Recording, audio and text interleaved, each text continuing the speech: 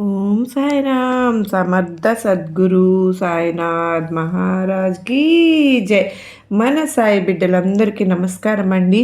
అందరూ కూడా సాయినాథుని దయవలన సంతోషంగా ఉండాలని కోరుకుంటూ ఉన్నాను. ఈరోజు సాయినాథుని సందేశం ఏంటి అంటే కనుక, తల్లి ఈ మాటలు నువ్వు ఇప్పుడే వినకపోతే, నేను చెప్పేటటువంటి ఈ సందేశాన్ని నిర్లక్ష్యం చేశావు అంటే కనుక నీ జీవితంలో జరుగుతున్న ఒక పెద్ద మోసం మీ కళ్ళ ముందు నుంచి తప్పించుకుని వెళ్ళిపోయే ప్రమాదం ఉంది. బాబా ఈరోజు ఒక స్పష్టమైన అంటే ఒక సంకేతాన్ని అయితే చూపిస్తూ ఉన్నారండి. మీ చుట్టూ ఉన్న వారిలో మీ నమ్మకాన్ని వాడుకొని మీ వెనుకగా ఏదో చేస్తున్న వ్యక్తి గురించి సాయి స్పష్టంగా హెచ్చరిస్తూ ఉన్నారు. ప్రతి ఒక్కరికి కాదు ఈ సందేశం, ప్రతి ఒక్కరికి కాదు, కానీ బాబా పిలిచిన భక్తులకే ఈ సందేశం. ఈ వీడియోలో ఆ వ్యక్తి ఎలా ఉంటాడు, ఎటువంటి మాటలు మాట్లాడతాడు, ఏ సమయంలో మీ దగ్గరగా నటిస్తూ ఉంటాడు, మీరు ఎలా జాగ్రత్త పడాలి అన్నీ సూటిగా స్పష్టంగా బాబా మాటల్లోనే చెప్పబోతూ ఉన్నాను. కనుక దయచేసి ఇది సాధారణ వీడియో కాదండి, ఇది హెచ్చరిక, ఇది మీకు ఒక రక్షణ అని గుర్తుపెట్టుకోండి. చివరి వరకు తప్పకుండా వినండి. ఎందుకంటే చివరిలో చెప్పే ఒక చిన్న సాయినాథుని పరిహారం మీ పైన పడినటువంటి నెగిటివ్ ప్రభావాన్ని తక్షణమే తొలగించే శక్తి కలిగి ఉంటుంది. సాయినాథుని మాటలను నమ్మిన భక్తుడు ఎప్పుడు మోసపోడు, కానీ ఆలస్యం చేస్తే నష్టం జరిగాక అర్థమవుతుంది కదా. కనుక ఈ వీడియోని తప్పకుండా చూసిన వారందరూ కూడా మన వీడియోని చివరి వరకు చూడండి. అలాగే కామెంట్ బాక్స్లో ఓం సాయిరామ్ అని ఒక చిన్న కామెంట్ అయితే కూడా తప్పకుండా పెట్టండి. ఈ వీడియో మీకు నచ్చినట్లయితే ఇంకొంతమందికి షేర్ చేయండి. మన ఛానల్ సబ్స్క్రైబ్ చేసుకోకపోతే వెంటనే సబ్స్క్రైబ్ చేసుకుని నాకు సపోర్ట్ అందించండి. లైక్ చేయడం మాత్రం మర్చిపోవద్దండి, అది నాకు ఎంతో మోటివేషనల్గా ఉంటుంది. కనుక లైక్ చేయండి. ఇప్పుడు సాయినాథుని సందేశాన్ని వెంటనే విందామా? బిడ్డ, నువ్వు ఎంతగానో నిరాశ చెంది ఉన్నావు కనుక మీకోసమే ఈ సందేశం అని బాబావారు ఆశీస్సులతో మనకు ఈరోజు తెలియజేయబోతున్నారు, హెచ్చరిస్తూ చెబుతూ ఉన్నారు. మరి మనందరికీ గొప్ప నమ్మకం కదండి మన సాయినాథుని మీద. బాబావారు ఏం చెప్పినా కూడా అది మన కోసమే చెప్తారు అన్న సంగతి మనందరికీ తెలిసిన విషయమే. కనుక ఎక్కడ కూడా స్కిప్ చేయకుండా మాటలు వినే ప్రయత్నం అయితే చేద్దాం. మరి 100కు 1000% కనుక నమ్మకంతో కనుక మనం కనెక్ట్ అయ్యాము అంటే సాయినాథుడికి మన జీవితంలో మనకు వెనక్కి తిరిగి చూసుకోవాల్సిన అవసరం అయితే లేదు. మరి సందేశాన్ని తెలుసుకుందామా? మరి అసలు ఈరోజు ఈ వీడియో చూడడం అంటేనే బిడ్డ, నువ్వు యాదృచ్ఛికం కాదమ్మా. నీకు ఈ సాయి స్వయంగా నీ జీవితంలో జరుగుతున్న ఒక విషయాన్ని మీకు అర్థమయ్యేలాగా చెప్పాలనుకుంటున్నారు. కనుకనే మీరు ఇక్కడికి వచ్చారు. చాలామంది భక్తులు ఇలా అనుకుంటుంటారు కదా, నాకు ఎవరు చెడు చేయరు కదా, అందరూ మనలాగే మంచివాళ్లే కదా, మన నమ్మకం ఎవరు వాడుకోరు కదా అని అనుకుంటూ ఉంటారు. కానీ బాబా ఇలా చెప్తూ ఉన్నారు, అతి ఎక్కువ నమ్మకమే కొన్నిసార్లు మన బలహీనమవుతుంది అని. మీ చుట్టూ ఉన్నటువంటి ఒక వ్యక్తి అన్నమాట. అతను ఈరోజు తప్పకుండా మీకు నేను చూపిస్తున్నటువంటి సంకేతం ఇదే. మీ చుట్టూ ఒక వ్యక్తి ఉన్నాడు, లేకుంటే ఆ వ్యక్తి ఉంది, కానీ మీతో చాలా ఆత్మీయంగా మాట్లాడుతుంది. మీ బాధలు వింటారు, మీకోసం ఉన్నట్టే నటిస్తారు, కానీ మీ ఎదుగుదల అతనికి ఇష్టం ఉండదన్నమాట. వారికి అసలు ఇష్టమే ఉండదు. మీరు ఎదుగుతుంటే, మీరు సంతోషంగా ఉంటే, మీరు ఆనందంగా ఉంటే, వాళ్ళ కళ్ళ ముందు కనుక ఎదురుగా ఉంటే ఉండరు. మీ శాంతి అనేది అతనికి నిద్ర పట్టనివ్వదు అన్నమాట. మీరు మనస్ఫూర్తిగా నవ్వుతున్నా కూడా, మనస్ఫూర్తిగా ఇంట్లో ఆస్వాదిస్తున్న ఏ విషయాన్నైనా కూడా ఆ వ్యక్తి అసలు వారికి నిద్ర పట్టడం లేదు. మిమ్మల్ని చూస్తే చాలు ఇలా అంటారు. ఇది ద్వేషం కాదు, ఇది లోపల దాచుకున్న అసూయ అని గుర్తుపెట్టుకోండి. మీరు అటువంటి వ్యక్తి మనకు ఎలా గుర్తుపట్టాలో తప్పకుండా చెప్తాను, శ్రద్ధగా వినమ్మా. మీరు ఎదిగినప్పుడు మౌనంగా ఉంటారు. అంటే మీకు ఏది కూడా నువ్వు సంతోషంగా ఉన్నందుకు నాకు చాలా సంతోషంగా ఉందని అసలు వాళ్ళు చెప్పరు. మీరు లోపల ఎదిగిపోతూ ఉంటే అసలు తట్టుకోలేక వారు ఎప్పుడు కూడా మీతో మౌనంగా ఉంటారు, మాట్లాడరు. మీ విజయాన్ని తక్కువ చేసి మాట్లాడతారన్నమాట. అంటే మీరు ఏదైనా ఒక మంచి పరీక్షలు ఉత్తీర్ణులయ్యారనుకోండి, లేదంటే ఇంకా ఏదైనా ఉద్యోగం సాధించారనుకోండి, లేదు అంటే మంచి జీవిత భాగస్వామి మీ జీవితంలో వచ్చినా కూడా మీ ఆనందాన్ని, విజయాన్ని చూసి వారికి అసలు నిద్రే పట్టదు. తక్కువగా మీతో మాట్లాడుతూ ఉంటారు. ఉన్నట్టుండి మారిపోయిన వ్యక్తిలాగా తయారవుతారనమాట. ఇన్ని రోజులు బాగున్నట్టు ఉండి హఠాత్తుగా ఇప్పుడు నాతో ఎందుకు మాట్లాడడం లేదని వీళ్ళు అనుకుంటారు మీరు కూడా వీళ్ళని. మీ నిర్ణయాల్లో అనవసరంగా వేలు పెడుతూ ఉంటారు. నీ కోసం చెప్తున్నా అని మాటలు కూడా చెప్తారు. ఇవన్నీ కూడా మిమ్మల్ని బాధ పెట్టాలని చేస్తారు కానీ చివరకు మీకు నష్టం కలిగే దారిలోనే మిమ్మల్ని నడిపిస్తారన్నమాట.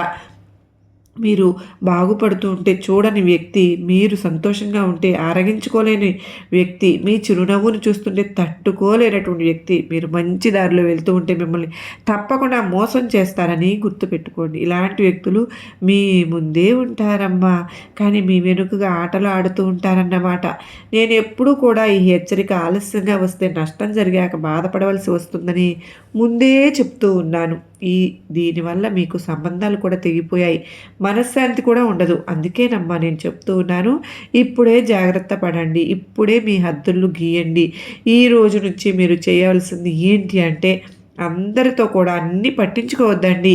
మీ ప్లాన్స్ కానీ ప్రతి ఒక్కరికి కూడా చెప్పకండి. ఎవరో తొందర పెడితే వెంటనే నమ్మను వద్దు. మీ మాటల కంటే పనులను చూడండి. బాబా మాట తప్పకుండా గుర్తుపెట్టుకుంటారు కదూ. అవును కదా. మౌనం చాలాసార్లు మనకు రక్షణ కవచంగా అవుతుందని గుర్తుపెట్టుకోండి. మీరు బాబాను నమ్మారు కనుకనే నన్ను నమ్మకంగా నిలబెట్టుకుంటాను అని మనసులో ప్రార్థించారు కనుకనే మీకు తెలియకుండానే మీ చుట్టూ ఒక రక్షణ వలయం వేశాను. అందుకే మోసం జరిగే ముందు మిమ్మల్ని ఒక తండ్రిగా, ఒక గురువుగా, ఒక స్నేహితుడిగా, ఒక స్నేహితురాలుగా, మీ బాగు కోరుకునేటటువంటి ఒక వ్యక్తిగా మిమ్మల్ని హెచ్చరించక తప్పదు. నష్టం వచ్చే ముందు సంకేతం తప్పకుండా మీకు తెలిసేలాగా చేస్తాను. మీరు ఏదైనా సరే నా కోసం ఎన్ని పూజలు, ఎన్ని ఆర్భాటాలు, ఎన్ని మంచి మంచి పనులు చేసినా కూడా మీరు మనశ్శాంతిగా అవన్నీ మనశ్శాంతి లేకపోయి చేయడం వల్ల నాకు మనశ్శాంతిగా ఉండదు. మీరు మనస్ఫూర్తిగా నాకు అర్పించేటటువంటి ఏదైనా సరే నాకు చాలా సంతోషం. ఈ ఒక్క విషయాన్ని మీరు గుర్తుపెట్టుకోండి. కానీ మీరు ఎప్పుడు కూడా అనుకుంటున్నారు కదా బాబా, అటువంటి వ్యక్తుల మధ్య మిమ్మల్ని ఎలా బ్రతకాలి, ఎలాంటి వ్యక్తుల్ని మేము ఎలా గుర్తుపట్టాలి, అలాంటి వ్యక్తులతో మేము ఎలా ఉండాలి, అసలు మేము వారితో క్లోజ్గా ఎలా ఇన్ని రోజులు ఉన్నాము కానీ మాకెందుకు ఇలాంటి మనశ్శాంతి లేకపోతే మేము ఎలా ఉండాలి అని అనుకుంటూ ఉన్నారు. మీరు అటువంటి వ్యక్తులు మీకు తారసపడతారు. రేపటి రోజున తప్పకుండా మీకు అటువంటి వ్యక్తుల గురించి, వారి నిజస్వరూపం గురించి మీకు తెలుస్తుంది. ఆ ప్రమాదం అనేది మీకు అర్థమవుతుంది. కానీ వెంటనే మీరు ఏం చేస్తారు అంటే ఒక్కటేసారి ఆ వ్యక్తిని దూరం పెట్టే బదులు ఖచ్చితంగా ఆ వ్యక్తిని ఇంకొన్ని రోజుల్లో నిదానంగా ఆ వ్యక్తి నుంచి మీరు దూరం అవ్వడం ఎంతో ముఖ్యం. ఎందుకంటే ఒకసారి మనం వెంటనే వారిని వదిలివేయటం, మనం వెళ్ళిపోతే కనుక వారికి అనుమానం కూడా వస్తుంది. కావాలనే చేస్తున్నారు వీళ్ళు అనే విధంగా వారికి అనిపిస్తూ ఉంటుంది కూడా. కనుక నెమ్మదిగా ఆ వ్యక్తిని మనం తప్పకుండా దూరం చేసుకుంటే కనుక మనకే మంచిది. నిన్ను మోసం చేసే వ్యక్తిని తప్పకుండా రేపు నేను చూపిస్తానని చెప్పాను కదా, తప్పకుండా చూపిస్తాను. అసలు నువ్వు నిర్లక్ష్యమే చేయవద్దు. ఏదైనా సరే ఈ కొద్ది రోజుల్లోనే మీకు ఆ వ్యక్తి మోసం చేసేటటువంటి వ్యక్తి మీకు తారసపడతాడు. కనుక అటువంటి వ్యక్తులతో ఇప్పటి నుంచే నువ్వు ఎలా ఉండాలి అంటే ఎలా జీవించాలి అని తప్పకుండా గుర్తుపెట్టుకో. నష్టం జరిగిపోయిన తర్వాత సమయం తిరిగి రాదుగా. మనం ఎంత అనుకున్నా కూడా ఇంకా ఏదైనా సరే నీకు మంచి చెప్తున్నాను. నీకోసం సంతోషంగా నువ్వు జీవించాలనే కదా. మీ భార్యాభర్తల మధ్య గొడవలు రాకుండా మూడో మనిషిని మీ కాపురంలోకి రానివ్వకుండా తప్పకుండా మీరు జాగ్రత్త పడాలనే నేను చెప్తూ ఉన్నాను. నువ్వు ఎంతలే అని తీసేయకుండా నెట్టివేయకుండా జాగ్రత్తగా కనుక విన్నావు అంటే నీకు చెప్తున్నటువంటి నీ జీవితంలో జరుగుతున్నటువంటి ప్రతిదీ నిజమని నువ్వు అనుకుంటావు. ప్రతిదీ నిజం అనుకుని భ్రమపడిపోతూ ఉంటావు. అది ఏది నిజమో ఏది అబద్ధమో కాస్త విచక్షణ ఉండి తెలుసుకుంటే జీవితంలో ఎక్కడ నువ్వు మోసపోతున్నావో అర్థమవుతుంది. నీకు కళ్ళు చూసి ప్రతి దృశ్యం నిజం అనుకోవడం తప్పమ్మా. చెవులు వినే ప్రతి మాట సత్యం అనుకోవడం ఇంకా పెద్ద తప్పు. చూసింది విన్నది గుడ్డిగా నమ్మి ఒక వ్యక్తిత్వాన్ని నిర్ధారించడం అన్నిటికంటే పెద్ద తప్పు అవుతుంది కదా. మరి నీ చుట్టూ ఉన్న వాళ్ళు నీతో ఉన్నంత వరకు నీకు ఆనందాన్ని పంచుతూ ఉంటారు అని నువ్వు ఎంతలా నమ్ముతున్నావు అంటే నీ కుటుంబం పట్ల నువ్వు ఎంత బాధ్యతగా ఉన్నావో నీ ప్రేమ ఆప్యాయతల వల్లే తెలుస్తుంది తల్లి. నీ వాళ్ళు అని నువ్వు ఎప్పుడైతే అనుకుంటూ ఉంటావో వారు నీతో ఉన్నంత వరకు నిన్ను మోసం చేస్తూనే ఉంటారు. ఏ స్వార్థము లేకుండా నిస్వార్థంగా నువ్వు ఏదైతే నీ దగ్గర ఎవరైతే ఉన్నారో వారిని గట్టిగా పట్టుకో. వారిని ఎప్పటికీ నీ మాటలతో బాధ పెట్టి నువ్వు ఎప్పటికీ కూడా పడవద్దు. అలాంటి వారు దొరకడం నీ అదృష్టం అని నువ్వు అనుకో. అలాంటి వారు తప్పకుండా నీకు ఈ జన్మలో ఏదో పుణ్యం చేసుకుంటేనే తప్ప అటువంటి వారిని దగ్గర అవ్వలేదు. కనుక స్వార్థపరుడు గురించి అవగాహన అతడు నీ దగ్గర వచ్చి తర్వాత వస్తుంది. నిస్వార్థ వ్యక్తిని గ్రహించడం అతన్ని కోల్పోయిన తర్వాత తెలుస్తుందమ్మా. కనుక నిస్వార్థంగా నీతో ఎవరు ఉన్నారు, స్వార్థంగా ఎవరు ఉన్నారో కాస్త దృష్టి పెట్టి ఆలోచించమని చెప్తున్నాను. నా వాళ్ళు ఎవరో, నా చుట్టూ ఉన్న వాళ్ళు ఎవరో, నా వాళ్ళేనా, కనీసం నా బాగు కోరేవారేనా ఎవరు అన్నది కొంచెం ఆలోచించి చూడు. ఏదైనా సరే పనిచేస్తూ ఉన్నప్పుడు ఎవరైనా వచ్చి నిన్ను ఇబ్బంది పెట్టి నిన్ను వెనక్కి లాగినప్పుడు అర్థం చేసుకో. ఎందుకంటే నువ్వు ముందుకు సాగుతూ మంచి స్థాయికి వెళ్ళే కనుక ఓర్వలేరు అని ఏ మనిషికి జీవితాంతం కూడా ఎవరు తోడుండరు. ఈ ఒక్క విషయాన్ని నువ్వు గుర్తుపెట్టుకో. కొందరు ఎక్కువ కాలం, కొందరు తక్కువ కాలం తోడుగా ఉంటారు.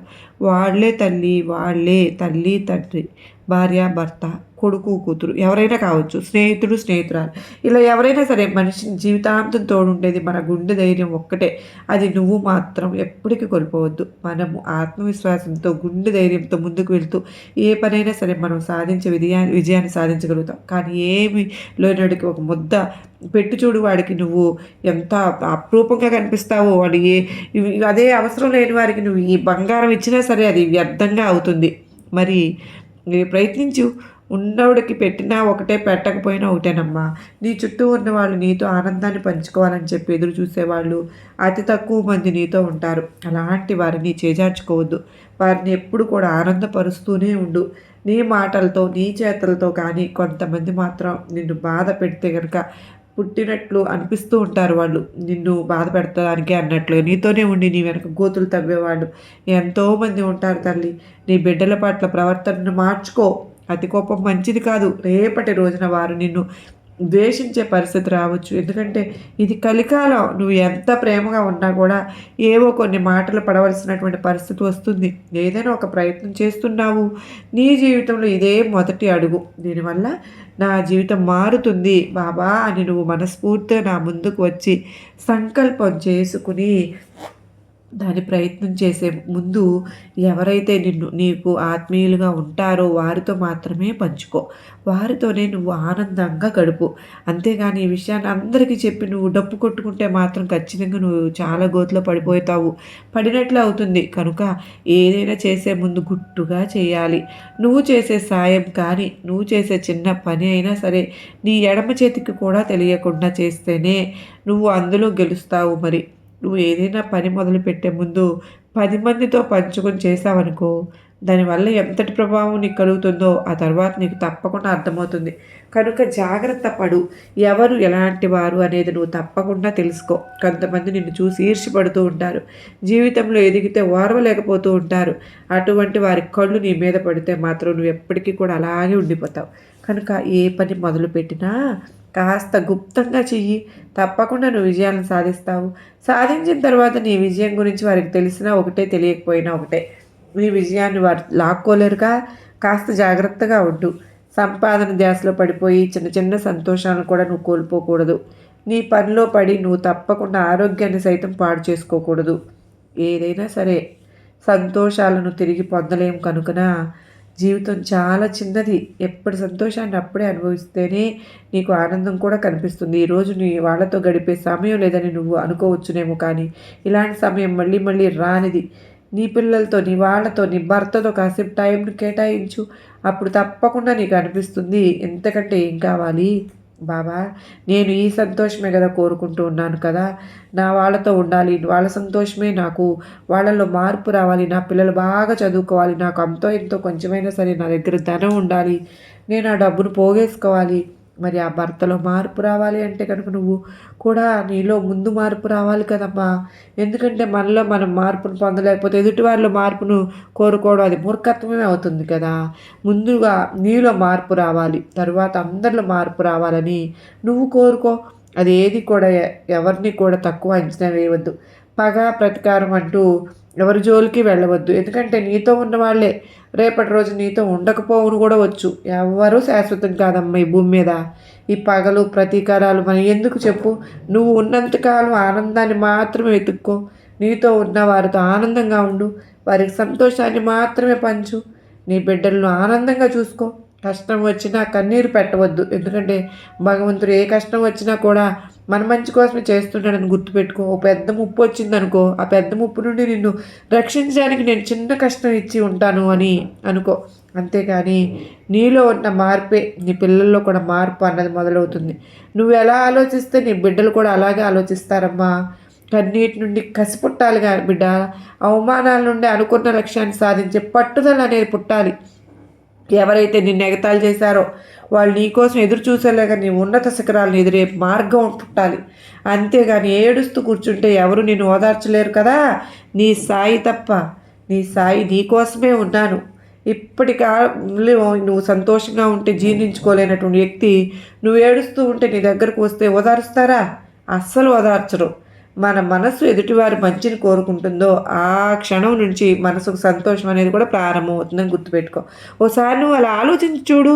జీవితంలో ఎప్పుడు మర్చిపోకూడనటువంటి ఇద్దరు వ్యక్తులు మన కోసం నిరంతరం కూడా కష్టపడే నాన్న, మన ప్రతి పిలుపులోనూ ప్రతి బాధలోనూ తోడైనటువంటి అమ్మ, వీళ్ళందరినీ మనం కంటికి రెప్పలాగా కాపాడుకోవాలి, చూసుకోవాలి కూడాను. అమ్మ నాన్న అన్నది ఒక వరం, భగవంతుడు మనకిచ్చినటువంటి ఒక దైవం కనుక వారిని ఎప్పుడు కూడా బాధ పెట్టకూడదు. మన మాటలతో కానీ మన చేష్టలతో కానీ అమ్మ నాన్న ఉన్న ఎవరైనా సరే ఇబ్బంది పెట్టకూడదు. మన అమ్మ నాన్న మన మంచి కోరుకుంటారు కాబట్టి కదిలే నచ్చే దైవాల అమ్మ వాళ్ళు. అమ్మ నాన్న కనుక సంతోషంగా ఉంటే నీకు ఇంకేం కావాలి? నీ అంత అదృష్టవాళ్ళు, నీకంటే అదృష్టవంతులు ఇంకెవరుంటారు చెప్పు. అలాగే తోడబుట్టిన వారిని కూడా ఎప్పుడు కూడా మనస్పర్ధలతో బాధ పెట్టకూడదు, దూరం చేసుకోకూడదు. వారిని చక్కగా చూసుకోవాలి. ఒకవేళ ఒక మాట అన్నా కూడా నువ్వేమి దిగులు చెందకూడదమ్మా. నీ తోడబుట్టిన వారే కదా అని నువ్వు అనుకో.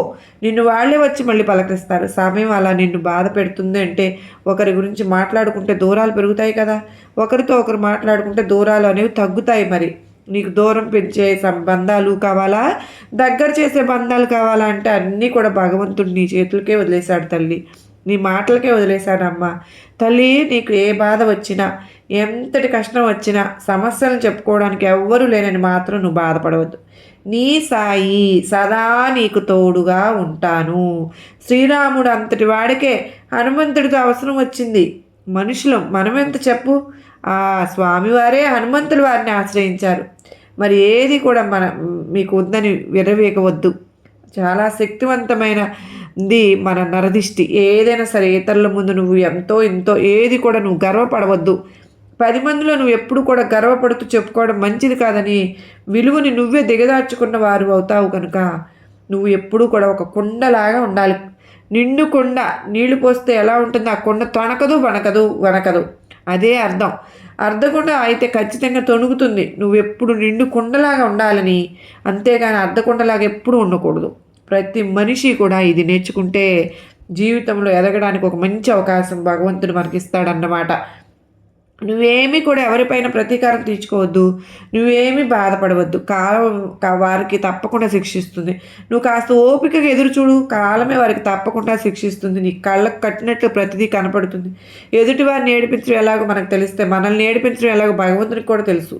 కనుక ఏడిపించడం కాదు, నవ్వించడం నేర్చుకోవాలి.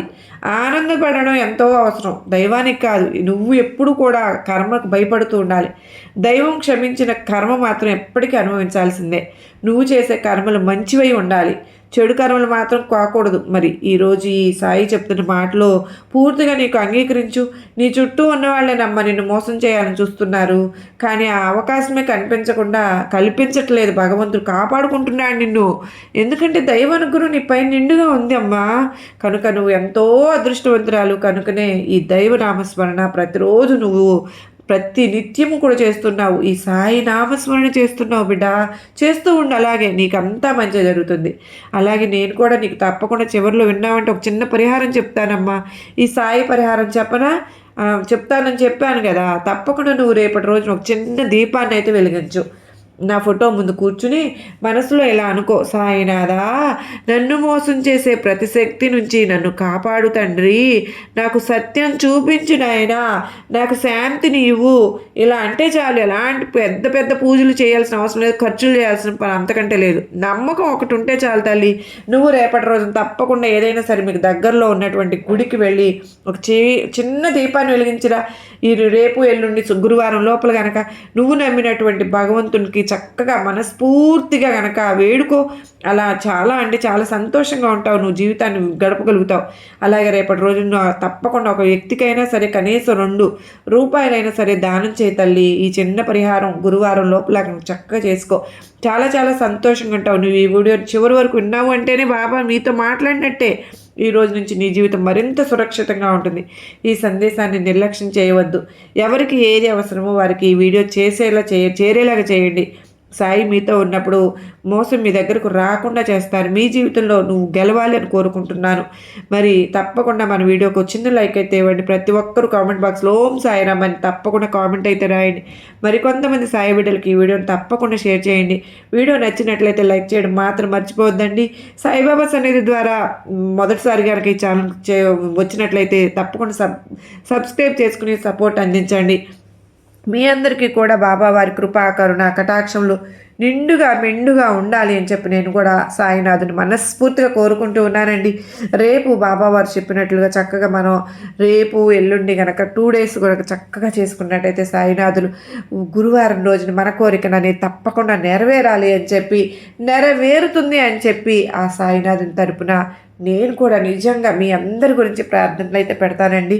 మరి అందరికీ తరపున మళ్ళీ మా చక్కని సాయినాథుడి సందేశంతో కలుసుకున్నంత వరకు అందరికీ నమస్కారం ఫ్రెండ్స్. ఓం సాయిరామ్. సర్వేజన సుఖినో భవంతు. లోకా సమస్త సుఖినో భవంతు.